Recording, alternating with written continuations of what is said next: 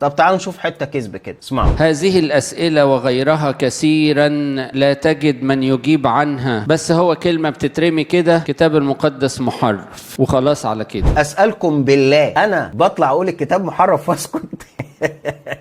يعني ايش حال اللي ورايا؟ طيب اعمل ايه تاني بالله عليك؟ الاول بس انت عندك كتاب البروتستانت 66 صفر، وعندك كتاب الكاثوليك 73 صفر، وعندك الترجمه الحبشيه 81 صفر. اي كتاب مقدس فيهم هتقول لي ده هنا محذوف البروتستانت، هقول لك اثناسيوس الرسولي ما كانش مؤمن الا ب 66 صفر، وكان بيقول ان الاصفار دي مش كتب موحى بها من الله. لم يذكر واحد من الاباء 27 صفر بدون زياده او نقصان قبل اثناسيوس الرسولي، وده مش كلامي، ده كلام البابا توادرس في كتاب مفتاح العهد الجديد صفحه 36 اهو يا فندم. ولم يحسم الامر الا القديس اثناسيوس الرسولي في رسالته الفصحيه عام 367. يوحنا الدمشقي المهم 28 صفر حتى بعد اثناسيوس الرسولي. رساله بطرس الثانيه ما دخلتش في قانون الاصفار المعترف بيها في الكنيسه السوريه الا في القرن السادس. انتوا يا جماعه في ليفل تاني خالص. انا ممكن اقعد اتكلم ايام في التحريف لو افتكرت كل اللي انا عارفه في مساله التحريف. لما الاقي هنا مثلا صفر دانيال الاصحاح الثالث 90 عدد، في حين ان في ترجمه الفان دايك اللي انت مؤمن بيها 30 عدد، في حين ان في ترجمه الكاثوليك اللي المفروض مؤمنين بدانيال 3 بالتتمه بتاعته مؤمنين ان هو 100 عدد. تيجي انت تقول لي كتاب مش محرف؟ انه كتاب اصلا؟